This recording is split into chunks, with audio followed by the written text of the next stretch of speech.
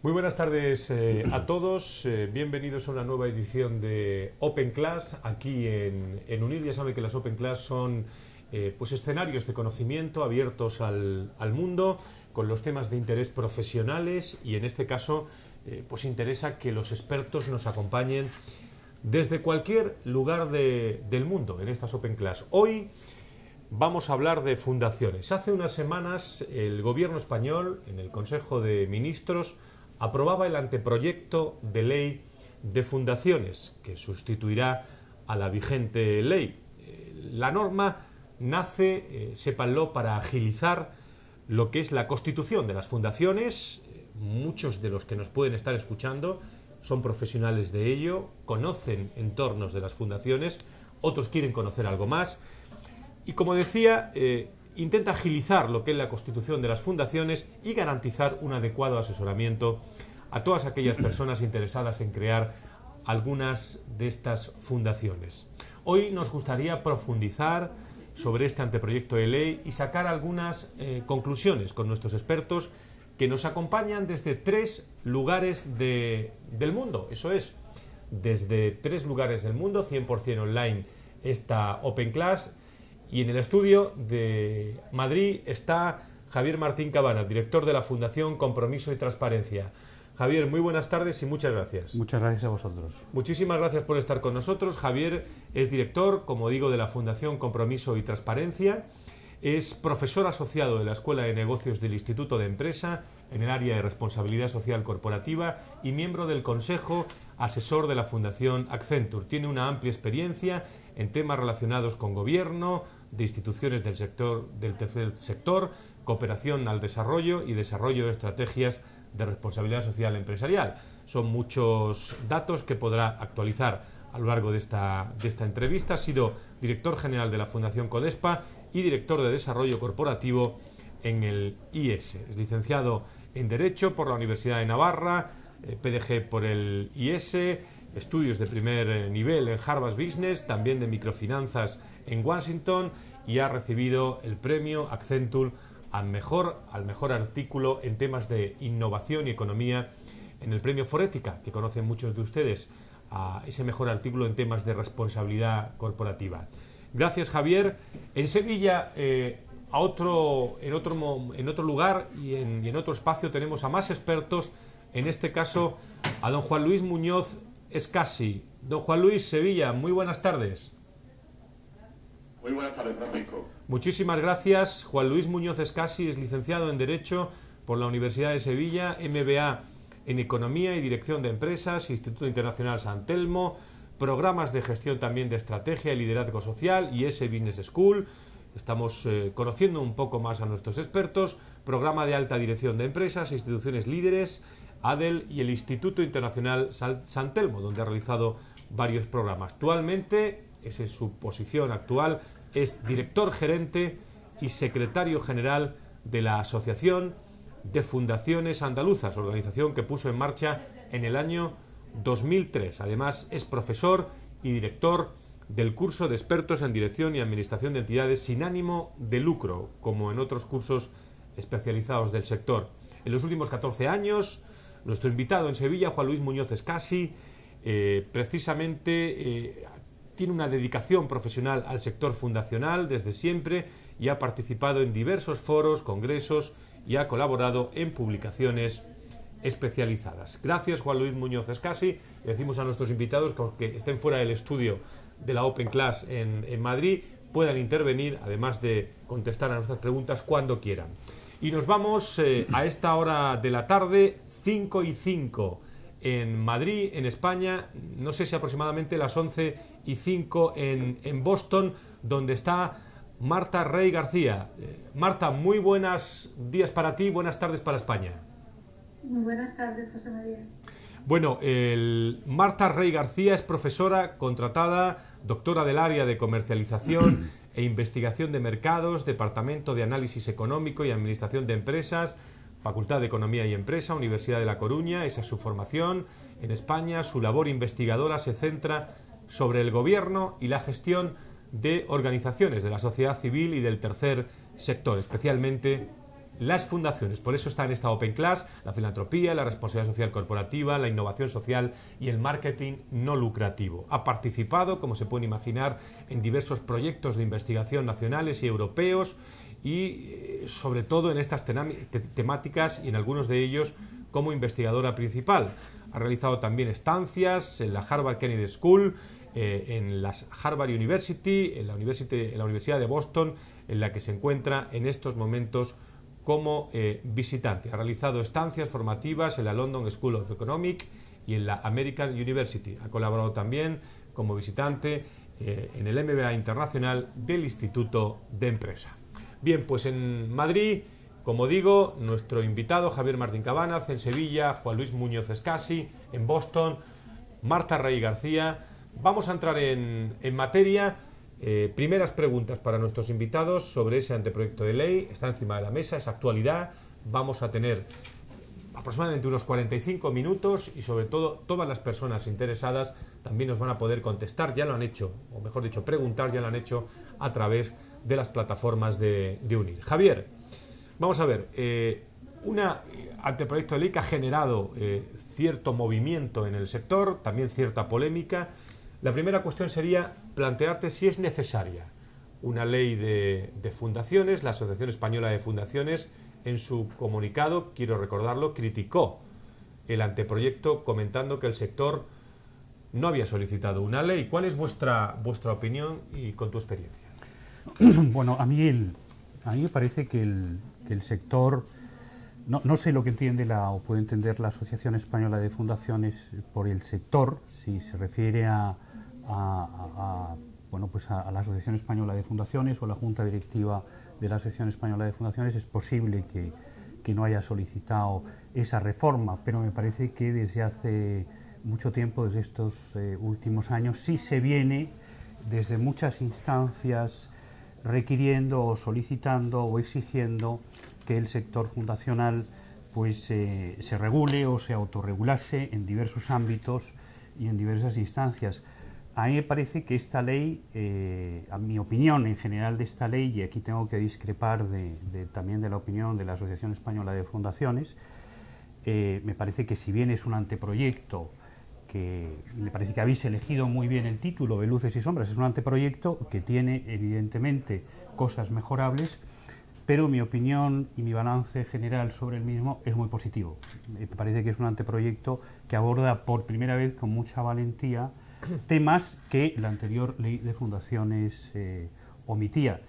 Y en líneas generales a mí sí me parece que, y estoy seguro que a lo largo del debate pues podremos ir abordando pues cada una de esas cuestiones, a mí sí me parece que muchas de las cuestiones que impulsa este anteproyecto pueden contribuir a reforzar algunos aspectos que me parecen vitales para la salud del sector fundacional, y estoy hablando en concreto pues temas como la transparencia, temas como el buen gobierno, temas también como la sostenibilidad general de las fundaciones, que son como los tres ejes, a mí parece, sobre los que gira este anteproyecto general.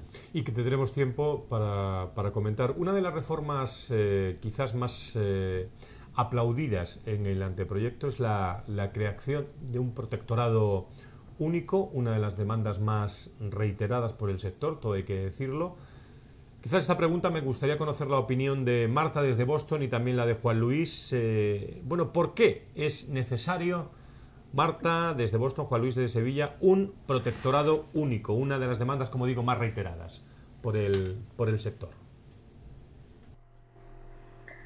Bueno, en mi opinión, el tema del protectorado único para las fundaciones de competencia estatal, y también, no hay que olvidarlo, el tema de la puesta en marcha de un registro único para todas las fundaciones que operan en España, volviendo al título tan acertado que habéis escogido para la sesión, es, en mi opinión, la principal luz que arroja este anteproyecto. Para que tengáis una idea de las dimensiones del problema en la actualidad, cuando hicimos el primer censo de fundaciones españolas para la Asociación Española de Fundaciones, tuvimos que levantar datos en 58 protectorados y registros de fundaciones existentes en España. El anteproyecto, en este sentido, yo creo que va a redundar en mejoras en 3 ámbitos evidentes, ¿no? Uno, por supuesto, el de la seguridad jurídica, otro también el de la transparencia y, por último, el de una supervisión efectiva. Yo matizaría la posición de Javier sobre si esta ley era necesaria, porque yo creo que antes de lanzar un esfuerzo legislativo de este calibre hay que hacer un diagnóstico de la situación previa. Y en mi diagnóstico quizá no había tanto un déficit de regulación, que no hay que olvidar que las fundaciones en España están hiperreguladas, con, si mal no recuerdo, os digo de memoria, quizá 15 o 16 comunidades autónomas con sus propias normas de fundaciones, y quizá era un problema lo que había de una falta de supervisión efectiva. Y yo creo que este protectorado único para las de ámbito estatal pues sí que va a mejorar la supervisión. Ojo, siempre y cuando se le dote de medios humanos y tecnológicos adecuados, porque no hay que olvidar que esos 58 protectorados y registros no siempre están dotados para ejercer la labor de supervisión que se le presume a un protectorado. Muchas gracias, Marta. Juan Luis, ¿tu opinión? Sí, a mí me gustaría, Francisco, primero contestar a Javier bueno, en relación a lo que ha dicho de la necesidad de una nueva ley. Yo personalmente pienso que evidentemente el anteproyecto tiene luces y sombras y tiene cosas positivas. A mí fundamentalmente las dos positivas me parecen, como dice Marta, por un lado la creación de un protectorado único, de un registro y protectorado único, y la otra, pues evidentemente la de la regulación de las obligaciones de buen gobierno. Pero yo personalmente pienso, y es una opinión mía personal, que el sector ahora mismo no demandaba una ley. Es decir, yo creo que estos aspectos positivos se podían regular perfectamente con una modificación del reglamento y que no era necesaria una ley. Pero sí, aparte, me gustaría ser crítico porque estamos hablando de un anteproyecto que sale un 29 de agosto y mi opinión es que algo que sale un 29 de agosto y que no esperaba nadie y digamos que las organizaciones que trabajan en este sector pues desconocíamos de que iba a salir un anteproyecto. Por tanto, me parece que una de las cuestiones primordiales, que es el conocer la realidad del sector de las fundaciones, pues evidentemente creo que desde el Gobierno pues no se ha tenido en cuenta ni creo que conozcan la realidad de este sector. Pero como decías tú, Francisco, yo creo que más adelante podemos entrar a debatir el tema de sí o no era necesaria una nueva ley de fundaciones. Sobre todo porque el sector lleva ya 3 o 4 años demandando una ley de mecenazgo. Y la legislatura va a acabar y el gobierno que entró, el gobierno central, habló de reformar o de sacar una nueva ley de mecenazgo y va a acabar la legislatura y no tenemos esa ley de mecenazgo. Es decir, una cuestión que viene el sector demandando muchísimo desde hace muchísimos años ya, pues va a acabar la legislatura y no va a haber absolutamente nada. Con respecto a Marta, con la necesidad o una de las luces que es el protectorado único, yo sí puedo poneros como ejemplo lo que ocurre en mi comunidad autónoma. Es decir, en Andalucía, en el año 2008, pues se creó un protectorado único y un registro y un protectorado único.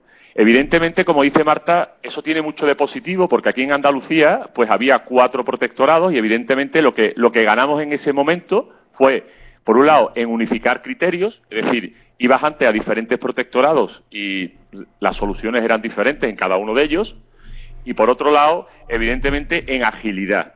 Pero Marta ha dicho una cosa que me parece que es la clave de este tema. Es decir, no solamente es importante que en este anteproyecto o en la futura ley aparezca que va a haber un protectorado y registro único de fundaciones, sino si no se le dota tanto económicamente como de personas, eso va a seguir funcionando exactamente igual. O sea, yo creo que es muy importante que si después no se cuentan con los medios necesarios, el protectorado va a seguir funcionando, haya 58, 4 o 1. Y de hecho, por ejemplo, en Andalucía, evidentemente fue un avance importante, pero luego no se le ha dotado económicamente ni de personas y, por tanto, esa agilidad a la hora de responder. Y en el anteproyecto, para mí me parece mucho más intervencionista que la Ley 50 que tenemos ahora mismo en vigor. Es decir, que el protectorado va a tener que responder con muchísimas más rapidez. Por tanto, si no tiene esos recursos, pues no creo que cumpla el objetivo que se persigue con la creación de ese registro y protectorado único. Javier Martín Cabana quería algo que decir y saco más temas a esta mesa de debate. Sí, en relación con la ley de mecenazgo, sí se ha aprobado la ley de mecenazgo. Vamos a ver, lo que el secretario de Estado de Cultura anunció hace 2 días es que esa famosa ley de mecenazgo que estábamos esperando todos va a ser sustituida dentro de la propuesta de presupuestos por un paquete de incentivos fiscales que ya se ha anunciado en qué van a consistir. Y me parece que es un paquete de incentivos fiscales que plantea deducciones que van desde un 5 a un 15%. A mí me parece también que esta ley de fundaciones hay, por tanto, que enmarcarla dentro también de esa propuesta de, no de ley de mecenazgo, sino de esos nuevos incentivos fiscales, como la propia exposición de motivos de la ley presenta. Es decir, si estas instituciones y estas fundaciones se les va a dotar o se va a desarrollar un régimen fiscal más favorable, es coherente que también se les exija en contrapartida un mayor rigor en temas de transparencia y buen gobierno. Es verdad que hay muchos temas que se podrían desarrollar reglamentariamente, pero hay otros que difícilmente, que desde el punto de vista legal no se pueden desarrollar reglamentariamente. Uno de ellos, que podemos hablar más tarde de ellos, es el tema de la responsabilidad de los patronos y el tema de las sanciones. Eso sí exige una disposición de carácter legal.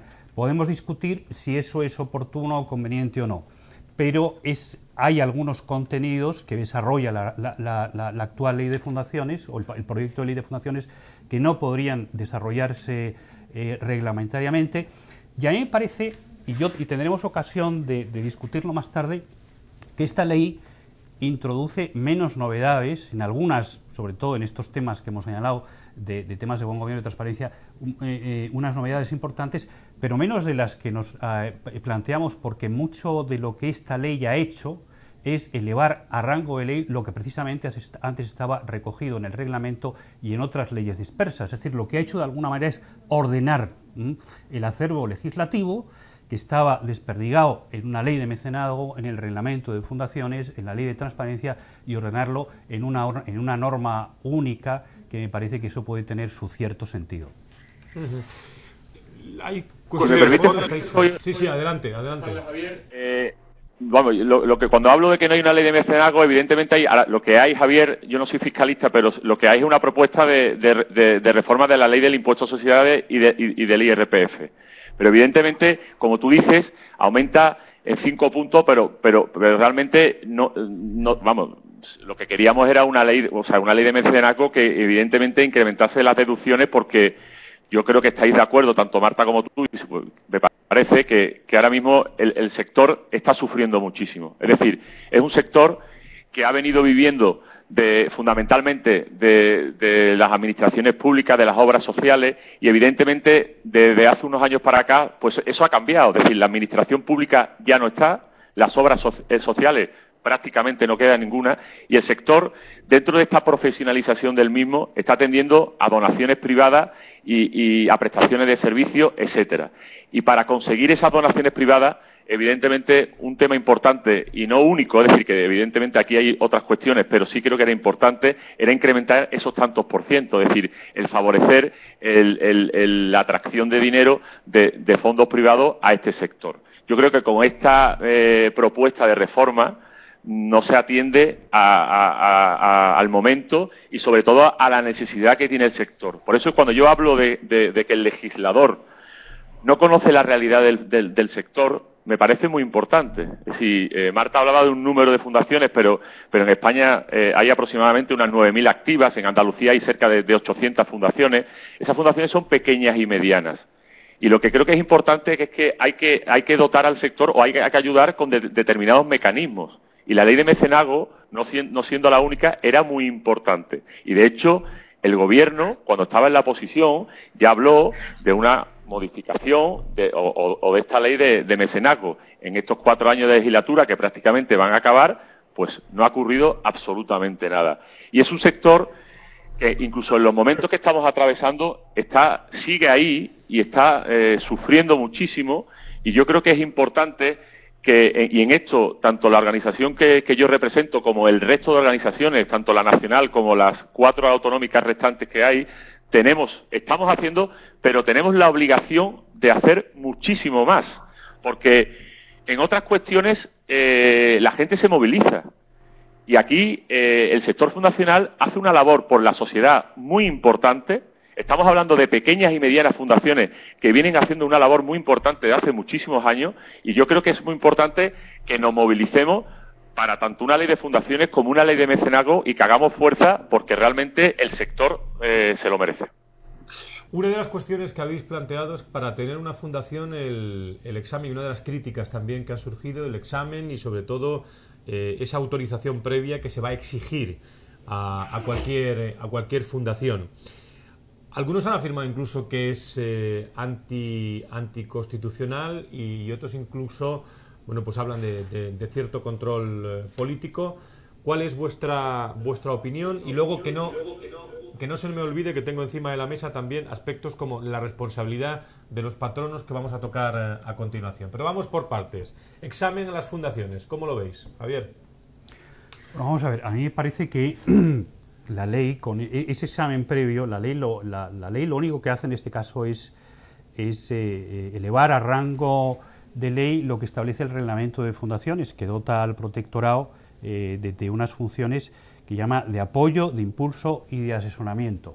Aquí nos encontramos con el siguiente problema. Juan Luis efectivamente ha comentado que la realidad con la que nos encontramos, y es una también de las críticas que le hace la Asociación Española de Fundaciones a este examen previo, la realidad con la que nos encontramos es con una multitud de microfundaciones que apenas manejan un presupuesto inferior a 30.000 euros y que difícilmente van a pasar ese examen. ¿Ese examen en qué consiste? Por así decirlo, voy a resumir muy brevemente cuál es el íter jurídico. Así como antes para constituir una fundación bastaba redactar unos estatutos, llevarlos al notario e inscribirlos en el registro, la nueva ley lo que plantea es que previo a eso, las personas que quieran solicitar o quieran ejercitar el derecho de fundación deberán presentar un escrito al protectorado en la que de alguna manera detallen sus fines generales y aseguren la solvencia económica, aseguren esa dotación presupuestaria.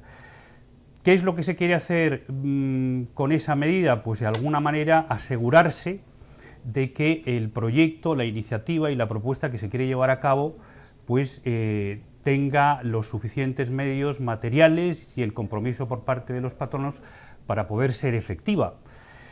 A mí no me parece que eso sea anticonstitucional. Lo que sí me parece, y ahí coincido con la Asociación Española de Fundaciones, coincido en que el anteproyecto no lo ha sabido resolver mal, no lo ha sabido resolver bien. Lo que no me parece, digamos, adecuado es que ante esa solicitud dirigida al protectorado, pues la forma de resolverlo sea mediante el silencio negativo. Es decir, que si la Administración no contesta en plazo se entiende denegada. Eso sí podría ser anticonstitucional, porque estamos hablando de un derecho recogido en la Constitución cuya denegación solo puede ser motivada. Y en ese sentido sí me parece que hay un aspecto de ese examen previo y sobre todo de la denegación que si no se reforma podría ser objeto de recurso y de anulación. Marta, desde Boston, ¿alguna opinión sobre esto último? Sí, vamos a ver, mi opinión es absolutamente negativa. Yo creo que este tema de que el protectorado sea competente para valorar en qué medida los medios materiales y humanos de una fundación y su organización, no hay que olvidarlo, son adecuados, me parece la sombra más intensa de este anteproyecto. ¿Por qué me parece la sombra más intensa de este anteproyecto? En el momento de la Constitución, por motivos obvios, ¿no? Lo acaba de decir Javier, es decir, no se puede resolver mediante silencio negativo un acto de ese calibre, teniendo en cuenta que para las de competencia estatal se va a crear un protectorado único que seguramente empiece sus operaciones desbordado, salvo que se le dote una vez más para poder resolver dentro del periodo tras el cual entramos en silencio negativo, que me parece, insisto, gravísimo. Pero yo voy más allá. esta facultad del protectorado de resolver hasta qué punto los medios humanos y materiales y la organización de una fundación son adecuados, no hay que olvidar lo que se aplica también una vez al año en el momento de rendir cuentas del destino de rentas e ingresos, que ahora se llaman ingresos, no rentas. Eso significa que una vez al año, como mínimo, el protectorado es competente para valorar esa adecuación. A mí no me preocupa la exigencia de valorar la adecuación entre fines, medios y resultados, faltaría más. Yo creo que ese es el espíritu positivo de este anteproyecto, ¿no? Apostar por el buen gobierno de las fundaciones. A mí lo que me preocupa enormemente es que no se fijan unos criterios objetivos para esa valoración. Y os voy a poner un ejemplo de cómo el dejar los criterios sin fijar puede redundar en un torpedo a la línea de flotación de este sector, que no hay que olvidarlo, está formado fundamentalmente, como dijo Juan Luis, por pequeñas y medianas organizaciones y donde hay multitud de personas que son tan emprendedores en el ámbito de fines de interés general como lo pueden ser en el ámbito de las pequeñas y medianas empresas y que van a ver su operativa muy perjudicada. Os pongo un ejemplo muy rápido de dos fundaciones de Estados Unidos para ilustrar ese enorme ámbito de discrecionalidad que queda abierto con este anteproyecto y al que me estoy refiriendo y que yo creo que va contra la libertad de emprender y contra la libertad de participar en una sociedad civil en España. Os pongo el ejemplo de la Fundación Rockefeller, porque todos la conocéis. Es una fundación patrimonial, poderosísima, con una trayectoria en líneas generales pues muy positiva. Sus objetivos, sus fines, son literalmente promover el bienestar de la humanidad en todo el mundo. Esos son sus fines. Por muy rica que sea la Fundación Rockefeller, que obviamente lo es, y que estamos hablando de una de las mayores fundaciones patrimoniales del mundo, aunque a enorme distancia, eso sí, de la Bill y Melinda Gates, pues es muy probable que sus medios no sean suficientes para cumplir estos fines. Y aun cumpliéndolos, es muy probable que le cueste trabajo a la Fundación Rockefeller demostrar que lo ha conseguido y que además lo ha conseguido gracias a sus intervenciones. Extremo opuesto de fundación estadounidense que os pongo. Existe una fundación aquí en Estados Unidos, la acaba de crear un español, que se llama Fundación Richie, contra el cáncer infantil. Fines de la fundación: hacer un fundraising para conseguir 100.000 euros para pagarle un fellowship para una hiperespecialización en tumores cerebrales a un neurocirujano oncológico pediátrico español que se venga al Dana-Farber Institute aquí a Boston. ¿Tiene los medios suficientes para conseguir sus fines? Pues no tiene un duro en este momento, está haciendo un fundraising, pero tiene, por ejemplo, en sus órganos de gobierno a medio Dana-Farber Institute. Tiene un grupo de patronos hipermotivados a los cuales les importa la fundación y que no hay que olvidarlo, dedican gratuitamente su tiempo y sus recursos a este tema.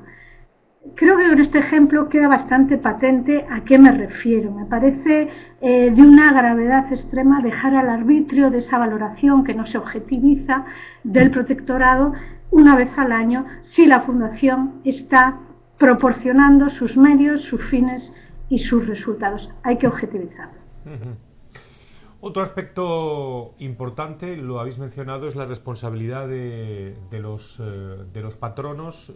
Otra de las áreas que sale, digamos, reforzada es la de buen gobierno también, con mayores exigencias para los propios patronos. Sobre este asunto, Juan Luis, ¿cuál es tu opinión, tu visión?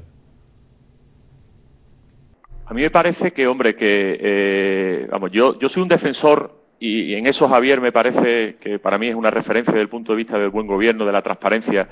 Y nosotros desde Andalucía estamos trabajando muchísimo porque yo creo que dentro de esta profesionalización del sector, la transparencia, Marta está en Estados Unidos, que ahí nos lleva muchísimo tiempo de ventaja, es decir, es fundamental.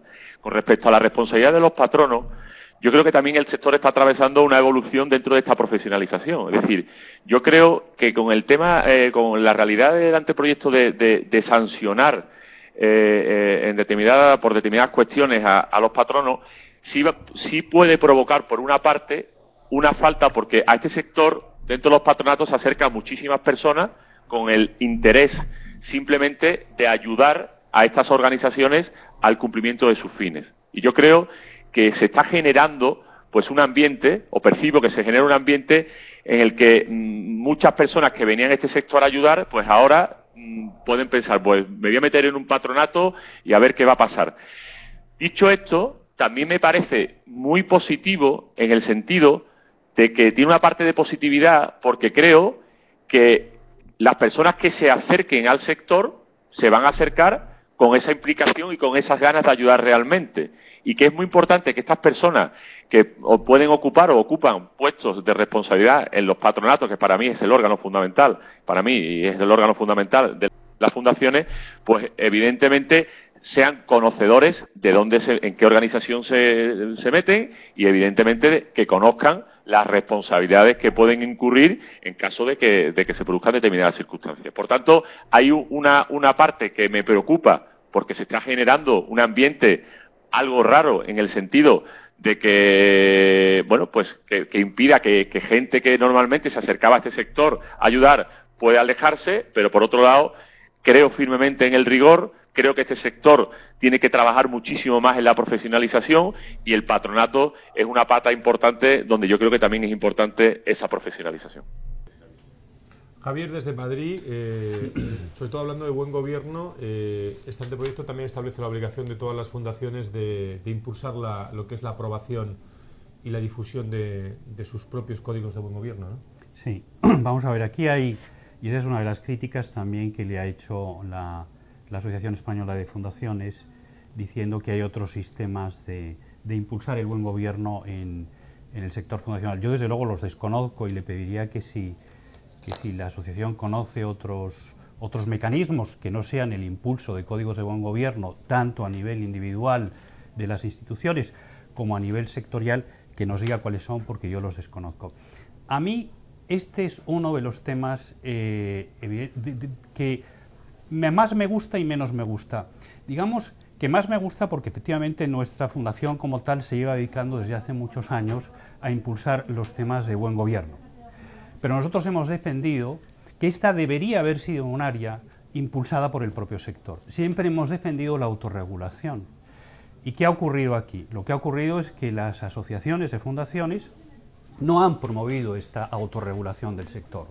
Hubiese sido mucho mejor que esos, y eso no está legal, y eso es uno de los temas que la antigua ley no detallaba, pero probablemente porque no tenía que detallar. Ahora, como el legislador ve que el sector no ha tomado la iniciativa para autorregularse, para impulsar esas prácticas de buen gobierno, para abordar temas muy graves como es la responsabilidad de los patronos a la vista de los escándalos que estos últimos años pues hemos podido ver, para regular, que es otro tema también que detalla la ley, el problema de las operaciones vinculadas o los conflictos de intereses. Pues como eso no lo hemos hecho, no hemos hecho los deberes, que quizás es lo que teníamos que haber hecho, pues lo que nos hemos encontrado ahora mismo es con esta situación, que no es la mejor, pero digo, no es la mejor porque quizá nosotros deberíamos haber impulsado inicialmente esos procesos, como ha impulsado en el ámbito empresarial, pues impulsa los procesos de buen gobierno a través del Código Unificado, y no lo hemos hecho. Y entonces nos hemos encontrado con este tema que no estaba regulado y evidentemente pues nos lo encontramos aquí. Yo, en relación con la responsabilidad de los patronos, no puedo estar más de acuerdo. En alguna ocasión estos días he escuchado pues alguna afirmación como que se exige a los patronos de las fundaciones incluso más responsabilidad que las empresas. Digo, bueno, eso no es cierto. Pero si fuese cierto, no me parecería mal, porque los bienes que gestionan las fundaciones y los bienes que gestionan estas instituciones son de mucho más alto valor que las empresas. La capacidad que tienen de recaudar fondos de tercero, el régimen fiscal, si se acogen voluntariamente a él, que supone una serie de excepciones, les obliga también a una rendición de cuentas mucho mayor y a establecer una protección sobre esos bienes, que básicamente están administrando la confianza de muchas personas. Entonces, me parece que en este caso, si eso fuese cierto, que insisto, no es cierto que la responsabilidad de los patronos ahora mismo sea mucho mayor que la que puede tener un miembro de un consejo de administración, si eso fuese así, no me parece mal. Me parece también que las sanciones que se establecen pues tampoco son Hay algunas que nosotros hemos criticado y que nos parece que efectivamente que pueden ser desproporcionadas. O sea, podemos discutir, o yo puedo discutir, la oportunidad o conveniencia de alguno de los supuestos que recoge la ley. Pero en líneas generales, que por determinadas conductas ilícitas o que conllevan una negligencia en el desempeño del cargo, eso conlleve determinadas sanciones, yo no puedo estar más de acuerdo. Bueno, hay muchas preguntas, Marta, si tienes algo que añadir desde Boston a esto, y si no, sí, adelante, parece que sí. Brevísimamente. Brevemente, por favor. Sí, brevísimamente. Yo creo que esta cuestión de la responsabilidad de los patronos, que es verdad que se amplía en este anteproyecto, va a redundar en varias cosas, ¿no? Primero, va a redundar en que muchos españoles se lo piensen más antes de aceptar el incorporarse a un patronato, ¿no? Cosa que ahora pues no siempre era el caso. Va a redundar, en segundo lugar, en una reducción del número de patronos por patronato. En el año 2009, no lo olvidemos, el promedio de patronos en cada patronato era de 28 patronos por fundación. Esto con el anteproyecto se ha acabado, ¿no? Y va a redundar, por último, yo creo, en un impulso a la profesionalización de los patronatos, porque en caso de aceptar, los patronos van a necesitar formación específica y van a necesitar, en definitiva, afrontar sus deberes que, no olvidemos, asumen gratuitamente. Yo creo que esto que ha dicho Juan Luis es muy importante tenerlo en cuenta. Pero segundo, lo asumen gratuitamente, pero segundo, como ha dicho Javier, están al final manejando activos, tanto tangibles como intangibles, que pertenecen al ámbito de los fines de interés general y por lo tanto exigen una delicadeza y un celo, si cabe, reforzado respecto a una sociedad mercantil. Dos cuestiones, y van llegando preguntas, y animo a todos nuestros seguidores en esta Open Class que puedan realizar preguntas.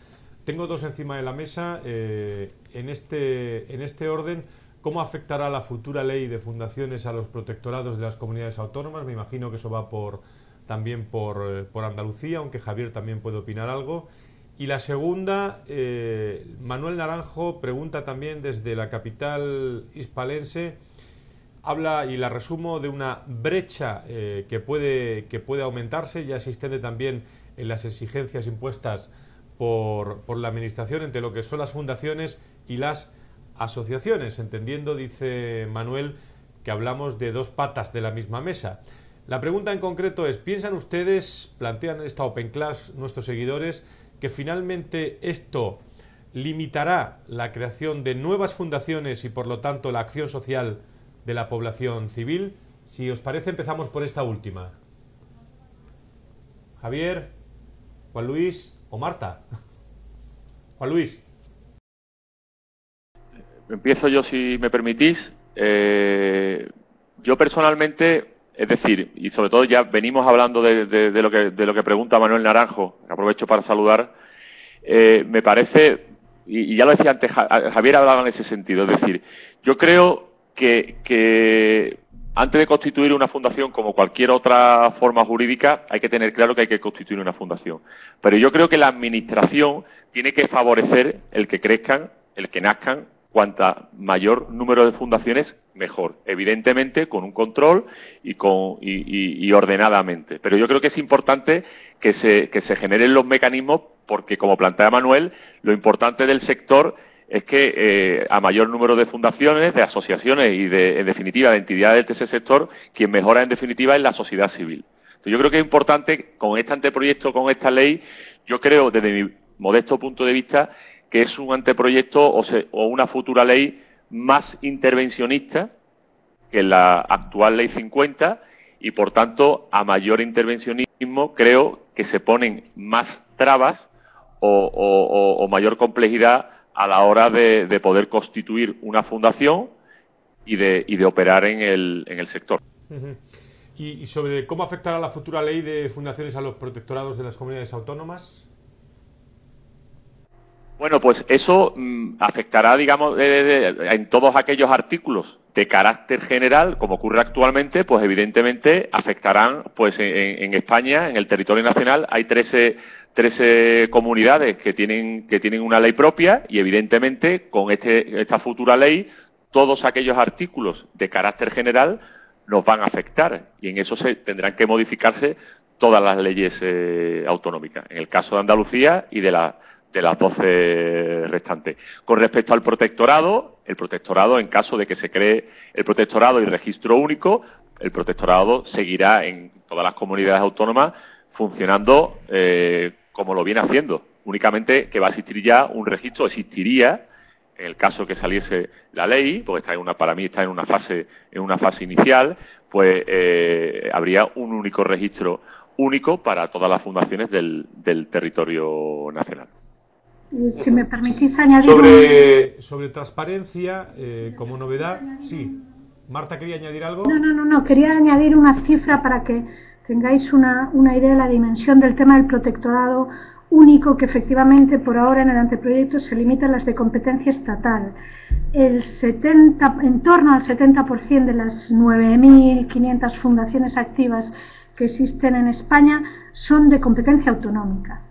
Es decir, que la cuestión del protectorado les afectará en la medida en que esas entre 13 y 16 o 13 y 15 comunidades autónomas que tienen normativa propia de fundaciones decidan ir por la senda que ya ha ido Andalucía, que ya ha ido Cataluña, de crear un protectorado único. Si no, en principio, la cuestión del protectorado pues no les afecta. Muy bien. Sobre el asunto de transparencia, Javier, como novedad también de este anteproyecto se establece la obligación para todas las fundaciones, independientemente del tamaño o forma de financiación, es decir, grande o pequeña en este caso, de disponer de página web en la que se deberá publicar pues toda la información, digamos, vital de la fundación, ¿no? Sí, yo creo que es una de las novedades y a mí me parece de los aspectos más positivos de la ley, que por otra parte en algún elemento de esta ley no hace más que trasladar algunas de las exigencias de la ley de transparencia para todas aquellas fundaciones que ya esa obligación existía, que reciben subvenciones públicas, pues tenían ya esa obligación, esta obligación de rendir cuentas en la web de determinadas estructuras y contenidos. Y me parece a mí que es una cosa obvia, es decir, debe formar parte del trabajo de la fundación, de cualquier fundación y cualquier órgano de gobierno, además de sus proyectos, además de sus programas y además de sus actividades. Importa mucho lo que hacemos, pero sobre todo cómo lo hacemos. Y el cómo lo hacemos es de manera transparente, porque al ser transparente estamos contribuyendo a reforzar la confianza de la sociedad en el propio sector. Y ahora mismo la red e Internet ha aumentado, lógicamente, las expectativas de transparencia por parte de la sociedad. Y ahora mismo ese aumento de las expectativas hace muy difícil que podamos excusar esa falta de transparencia. Tener esos contenidos subidos en la red pues tiene un coste mínimo pues de 300, 400 euros lo que puede llevar. Con lo cual, a mí me parece que este refuerzo de la transparencia, que va en línea con muchas propuestas similares y que afectan a otras instituciones, al final lo que va a redundar es en el propio sector, de manera positiva. Yo le veo en ese sentido pues muchos beneficios a la incorporación de esta materia. Preguntan y se están animando todos nuestros seguidores también en la práctica, preguntan y puede contestar cualquiera de los tres, desde Boston, Sevilla o Madrid. En la práctica, ¿en qué va a afectar esta nueva ley en el día a día? Lo subraya uno de nuestros invitados, Pablo Morillo. ¿En qué va a afectar en el día a día de las fundaciones? Javier. ¿En el qué va a afectar en el día a día de las fundaciones? Bueno, hay muchas cosas. Es decir, a las fundaciones ya existentes, una cosa es a las fundaciones no existentes. Las fundaciones no existentes tendrán, evidentemente, si el proyecto sale adelante, que es un anteproyecto, que yo supongo que en todo este proceso, y si el gobierno pues es flexible y es atento, pues probablemente atenderá muchas de las propuestas de mejora que surjan por parte del sector. O sea, que estamos hablando de un anteproyecto que entiendo yo que va a ir incorporando mejoras del propio sector en ese camino hasta la aprobación final. Pero vamos, las fundaciones que comiencen pues van a tener como señala el anteproyecto, que pasar ese examen previo que se va a centrar básicamente en dos temas, que es el tema de asegurar de alguna manera la sostenibilidad, que ya veremos cómo se instrumenta o se reglamenta este tema. En lo que hace referencia a las fundaciones ya existentes, pues van a tener que reforzar, y volvemos al mismo tema, van a tener que reforzar el tema de la transparencia con esas nuevas exigencias. En la web hay muchas instituciones que ya cumplen esos estándares. Van a tener también que reforzar mucho y cuestionarse mucho el papel del patronato. Ese es uno de los aspectos, yo creo, que más críticos de la ley, las nuevas exigencias al protectorado. Y luego hay un tema ahí confuso, y digo confuso porque yo he leído y he releído la ley y evidentemente pues todavía hay temas que esclarecer, que hace referencia a esa distinción entre lo que llama actividades propias de la Fundación y actividades mercantiles, y cómo se va a regular esas diferentes actividades, qué tratamiento fiscal van a tener. Ahí hay un tema que efectivamente habrá que ver y aclarar qué es lo que la ley quiere decir en ese tema, porque no es un poco confusa la redacción. Marta, Juan Luis, pregunta Pedro Vázquez, una pregunta que me esperaba en esta Open Class. Lo hace desde la Fundación Doña María. ¿Pensáis que la ley definitiva, os preguntan a los tres, empezamos por Boston, si os parece, ¿pensáis que la ley definitiva será muy similar al anteproyecto que actualmente conocemos, o hay tiempo y margen para posibles mejoras? Marta. Vamos a ver, yo creo que por supuesto hay margen, Javier lo acaba de apuntar, sin ir más lejos, acaba de emitir el Consejo Económico y Social el preceptivo informe sobre este anteproyecto, que está disponible online y que os invito a que le echéis un vistazo. Hay margen, lo que no sé es si hay tiempo. Es decir, un anteproyecto que se gesta sin el concurso y sin el diálogo con las asociaciones de fundaciones de este país, pues hombre, invita a pensar que a lo mejor no hay tiempo, aunque sí haya margen, ¿no? Hay alguna cuestión, efectivamente, que es ambigua ahora y que sí o sí va a tener que ser aclarada, pero es que, volviendo a la cuestión que mencionaba Javier de la ambigüedad, de la ambigua distinción entre actividades propias y mercantiles en las fundaciones, ese precepto, tal y como está redactado ahora, implica dejar fuera de juego, sin ir más lejos, a todas las fundaciones de este país que, por ejemplo, son titulares de empresas de inserción, que son titulares de empresas que trabajan en el ámbito de lo que se denomina economía social, ¿no? y que no dejan de ser sociedades mercantiles, pero que están perfectamente alineadas con los fines de interés general de la Fundación, ¿no? De manera que alguna cuestión puntual como esta, de ese calibre, yo creo que tiene que haber margen para clarificarla necesariamente. Tiempo, poco. Es decir, las asociaciones tendrán que hacerse escuchar urgentemente, porque tiempo queda poco. Juan Luis.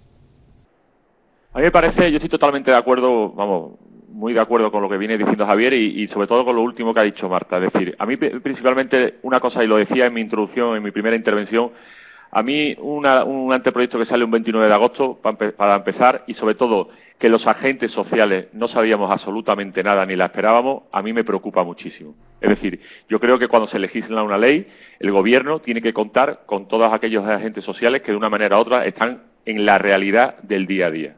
Entonces, me preocupa muchísimo porque nosotros también desde nuestra organización hemos estado en contacto con el Ministerio y vemos poca colaboración o pocas ganas de escuchar otro tipo de opiniones. Por tanto, en ese sentido, me gustaría resaltar que creo que es muy importante para el sector, pero muy importante porque se hace una labor social grande y en ese sentido necesita el apoyo del Gobierno central, autonómico, etcétera, que se le escuche y que se le den los mecanismos necesarios para poder desempeñar el trabajo que viene realizando. Eso por un lado. Y por otro lado, me gustaría resaltar una cosa que ha hablado Javier y que me parece fundamental. Es decir, yo también lo decía al principio, las fuentes de financiación de estas organizaciones ya no son las que eran. la administración no está. Es decir, no existen subvenciones prácticamente ya ninguna. Las obras sociales, que era otra fuente de ingreso importante, ya no están. Este sector está trabajando con donaciones privadas y con prestación de servicios. Y ahora, en este anteproyecto, para mí, cuando lo leo, hay una gran incertidumbre en el tema de la realización de actividades mercantiles, que me parece muy importante como una fuente de financiación de este tipo de organizaciones. Es decir, yo creo que es clave ese punto, porque si también esta fuente la limitamos o la quitamos, pues evidentemente apaga y vámonos. Es decir, quedan pocas fuentes de financiación, por tanto, me gustaría que este punto quedase resaltado como para mí, desde mi modesto punto de vista, muy importante, porque actualmente, es una fuente de ingreso muy importante para este tipo de organizaciones.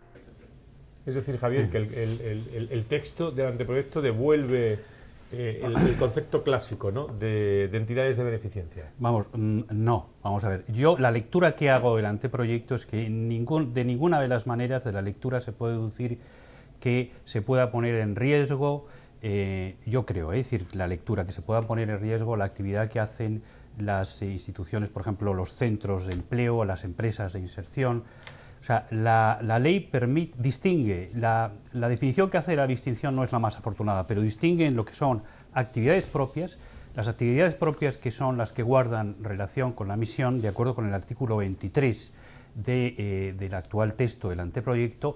Esas actividades pueden realizarse gratuitamente o por contraprestación. Es decir, una fundación que se dedique a actividades educativas, a trabajar con discapacitados, a trabajar en el sector salud y que cobre por los servicios, estará exenta. O sea, eso entra dentro de la calificación de lo que son actividades propias.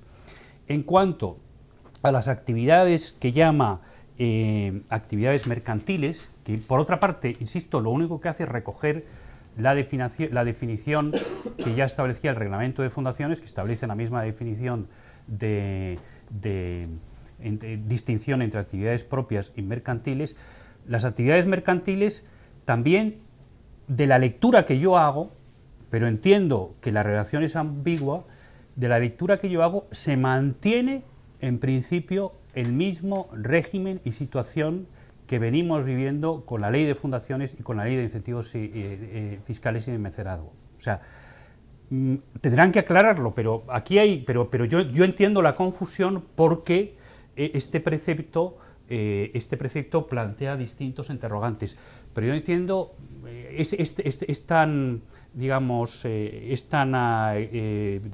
puede aceptarse tanto una lectura que restrinja ese tipo de ingresos, como una lectura que los acepte, y yo en este caso, de la lectura que he hecho, digo, aquí no hay ningún cambio. Aquí no hay, desde el punto de vista de lo que puede ser el sistema de financiación, el tipo de ingresos, no hay ningún cambio. Los problemas que tenemos son los problemas que veníamos arrastrando, son los problemas esos que hace referencia al tema de la distorsión de la competencia, pero son problemas que ya había abordado el tema del reglamento, y son problemas que viene abordando y que se vienen abordando a nivel de jurisprudencia. En qué casos determinadas actividades que realizan las fundaciones puedan o no distorsionar la competencia. Entonces, esos son temas que están sin resolver, pero que estaban sin resolver también en la ley y en el reglamento anterior. Esta ley, lo que pasa es que lo que no ha hecho es resolverlos. Lo que ha hecho, de alguna manera, es arrastrar los problemas que teníamos y no terminar de resolverlos, pero yo creo que no se modifica la situación desde el punto de vista del tipo de ingresos que pueden generar las fundaciones y de las exenciones fiscales que comportan cada tipo de ingresos. Bien, estáis contestando algunas de las preguntas que estamos resumiendo, como la de José María González Ochoa, que iba por esta línea. Juan Luis, ¿querías decir algo desde Sevilla? Bueno, simplemente que para mí, evidentemente, como decía antes, a mí me crea la incertidumbre de que una fundación no pueda realizar como actividad propia aquellas actividades que sean realizadas por actividades mercantiles. Y entonces, vuelvo a resaltar, es una fuente de ingreso importante de este sector. Si se limita o se quita, ponemos un problema grave nuevamente al sector. Y con respecto a la competencia, una fundación está igual que cualquier otra organización en el mercado. Pero la gran diferencia es que los recursos que obtiene revierten nuevamente en el cumplimiento de los fines de interés general, revierten nuevamente en la sociedad. Por tanto, a mí me gustaría nuevamente resaltar la importancia que para mí tiene, y para mí es una de las sombras de este anteproyecto de ley de fundaciones. Un matiz, Juan Luis, o sea, una fundación sí puede realizar actividades mercantiles. Este proyecto lo que dice, como decía el reglamento anterior y la ley anterior, es que por supuesto que una fundación puede realizar actividades mercantiles. La ley y el reglamento distinguen entre actividades mercantiles que guarden relación con la misión y los fines de interés general y actividades mercantiles que no guarden relación con los fines de interés general. Las actividades mercantiles que guarden relación, que sean paralelas y guarden relación con los fines de interés general, estarán y disfrutarán de las mismas exenciones que venían disfrutando.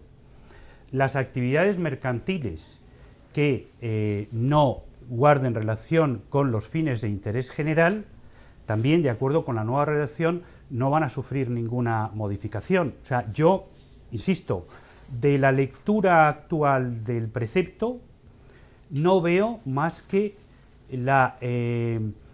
simplemente que se ha elevado a carácter de ley la distinción que antes se venía haciendo en el reglamento de las fundaciones. Esta distinción entre actividades propias y actividades mercantiles no la introduce este anteproyecto, sino que venía ya recogida en los reglamentos, y igual que venía recogido en los reglamentos las diferentes exenciones fiscales y la proporción de ingresos que las fundaciones podrían obtener por unos y otros diferentes canales sin perder su carácter de institución exenta. Muy bien, llevamos cerca de una hora. Marta, sí. Adelante, y afrontamos los últimos 10 minutos de esta Open Class.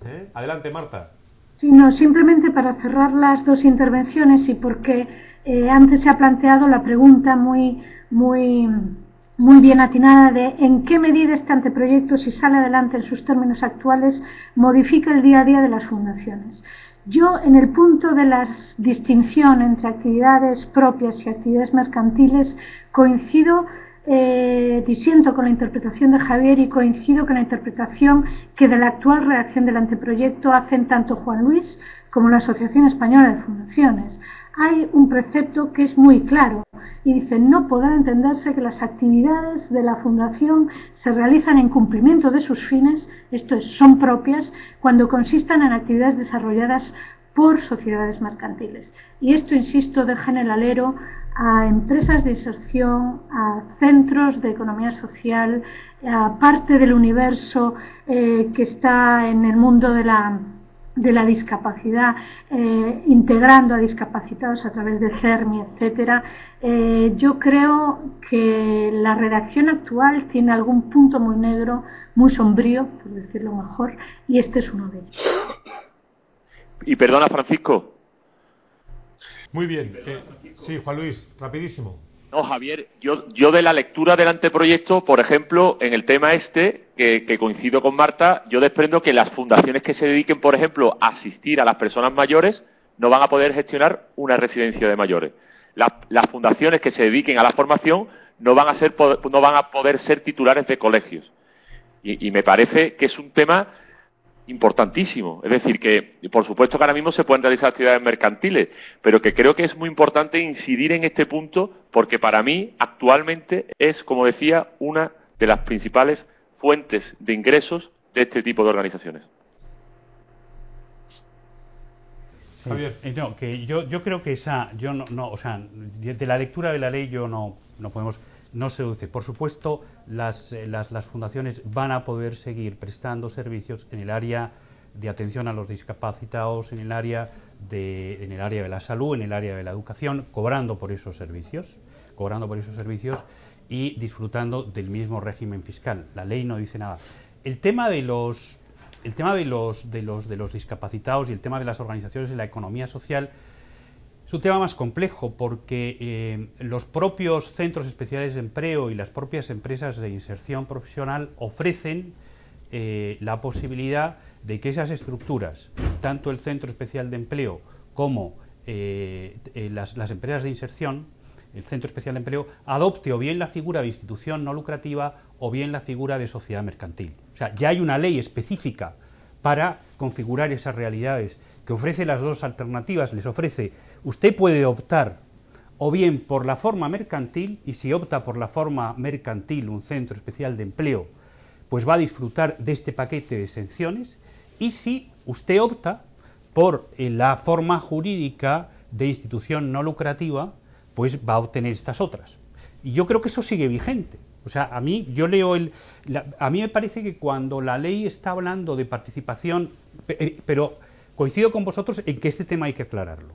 Hay que aclararlo porque si evidentemente no fuese, si evidentemente no fuese como yo entiendo que es, tendríamos un problema grande y grave. Pero yo me parece que el legislador me resulta difícil. Me resulta difícil aceptar que haya podido cometer una barbaridad de este calibre. Pero bueno, habrá que hablar con ellos y aclararlo. Bien, planteo dos cuestiones que me contestan algunos de vosotros tres que estáis en conexión con Madrid, Boston y Sevilla. Pregunta Francisco José Reina: ¿es necesario implantar de verdad el buen gobierno y la transparencia en el sector, que se haga, afirma, que se haga mediante más control y más aún con un control administrativo previo, sabiendo de la escasez de medios que dedica la administración a este asunto? Voy a la pregunta: ¿no choca esto con la confianza en la sociedad civil que presume en una democracia avanzada? ¿No se está queriendo matar a moscas a cañonazos? ¿Por qué no se cuenta con el sector para esta reforma, Juan Luis? A mí contestar esta pregunta antes que Javier me da un poquito de reparo, pero yo tengo evidentemente mi propia opinión. Yo personalmente pienso que el tema, y yo esto lo he aprendido de Javier, ¿no? Es decir, yo creo que la transparencia es algo innato. Es decir, ahora cuando a nivel estatal se regula la ley de transparencia, a nivel, por ejemplo, autonómico se legisla una ley de transparencia y la gente se pone muy nerviosa, yo estoy de acuerdo que es que eso no hay ni que regularlo. Es decir, yo creo que lo que hace a unas organizaciones, a unas fundaciones buenas de otras, es eso, en el que en el ADN de la fundación tenga la convicción de que ser transparente es bueno para la organización. Creo que esa es la clave. Sobre todo vuelvo a incidir en lo mismo. Los fondos que vienen de donaciones privadas, de prestación de servicios, vienen por la confianza social que generan este tipo de organizaciones en la sociedad. Últimamente hemos tenido algunos casos que evidentemente manchan o distorsionan la verdadera imagen de este sector, que es pequeñas y medianas organizaciones haciendo una labor tremenda en todos los sectores de la economía y más de un 50% en temas sociales. Y eso no puede manchar esa labor que hacen. Pero que creo que es muy importante seguir trabajando y mucho en esa profesionalización y dentro de la profesionalización en el que cada uno tenga innato esa transparencia, porque vamos a generar en la sociedad mayor confianza social y va a hacer que tanto las donaciones particulares como las de empresas pues vengan por esa confianza social generada. Bueno, hay varias preguntas que, estando Juan Luis Muñoz casi en Sevilla, vienen de Andalucía. Dado los pocos recursos humanos, preguntan, y técnicos de los protectorados, por lo menos en Andalucía, dice Pablo Morillo, ¿pensáis que es real la posibilidad de dotar de más recursos a los protectorados para poder hacer frente a las nuevas obligaciones que se le marca en el proyecto de ley? ¿O una fundación que aspira a serlo y a pasar el examen tendría que esperar varios años, como pasa con los informes de cuentas, por ejemplo? Yo creo que lo han respondido muy bien Marta y Juan Luis, y yo creo que a nosotros en este país nos pasa pues lo que nos pasa con los proyectos de ley, que somos muy voluntaristas y aquí falta siempre lo que en términos legales se llama la memoria económica. esta ley o este anteproyecto de ley de fundaciones que quiere desarrollar un protectorado único, si evidentemente eso no va acompañado de una dotación presupuestaria suficiente para que ese órgano sea eficaz y eficiente, pues esto es puro papel. O sea, al final el papel lo aguanta todo y por tanto lo que tenemos que, y yo creo que todos coincidimos en que lo que se necesita efectivamente es que esos organismos de supervisión realicen su función, y para realizar su función tienen que estar bien dotados, con profesionales muy bien preparados, porque estamos hablando de un sector que es enormemente complejo, en el que hay una serie de, por así decirlo, de grises muy complejos, y de una institución, por una parte, que es muy viva, y una institución que es muy heterogénea y que además es muy amplia, y hoy por hoy el gran problema es que tenemos unos órganos de supervisión pues infradotados, y también que no tienen el profesionales muy voluntariosos, pero que les falta también quizá la formación técnica para poder realizar esa actividad de supervisión. Hemos tocado muchísimos temas, pero hay uno que ha salido de forma colateral, pero que también nos han dejado y nos preguntan. Bueno, por recordar también, y ante este anteproyecto de ley, pues no sé cuál es la visión de nuestros invitados. ¿Qué beneficios fiscales aporta a una empresa tener una fundación? Javier, Juan Luis, Marta. Javier. Los mismos que aporta a cualquier persona. Vamos a ver, una empresa no tiene más beneficios fiscales que los que ahora mismo la ley dota a cualquier entidad jurídica que hace un donativo. De alguna manera, por así decirlo, una fundación se puede ver o se podría ver como una gran donación a la que se le ha dado una configuración jurídica adecuada para que ejecute la voluntad de ese donante. A eso se le llama fundación. Bueno, pues entonces, a mi impresión, no solo mi impresión, sino mi experiencia también trabajando con muchas fundaciones corporativas y empresariales, es que una empresa, cuando decide constituir y crear una fundación, pues en lo último que piensa, a lo mejor no es en lo último, pero en lo penúltimo que piensa es en las exenciones fiscales que va a conseguir por crear una fundación. Porque para eso, si lo que quiere es canalizar o realizar una acción social, no necesita crear una fundación, la hace directamente a través del departamento, o simplemente hace un donativo a otra fundación para que ejecute esa actividad social. Cuando una empresa decide crear y constituir una fundación, es porque quiere apoyar con una visión a largo plazo una determinada causa, y eso es complicarse la vida. Pues sí, más fácil repartir dinero y hacer un donativo. Es decir, ¿para qué voy a crear una configuración y una estructura jurídica nueva? ¿Para qué la voy a dotar de un órgano de gobierno? ¿Para qué me voy a preocupar en dotarle de un presupuesto anual? ¿Para qué voy a crear ese compromiso a medio y largo plazo? Entonces, los beneficios fiscales que tiene una empresa por el hecho de tener una fundación son los mismos que tenemos cualquier persona jurídica, los mismos que tiene cualquier otra persona jurídica, e insisto, me parece que ese no es el motivo principal en el cuadro de motivaciones de las empresas. El hecho de los beneficios fiscales me parece que no es el primero, ni mucho menos.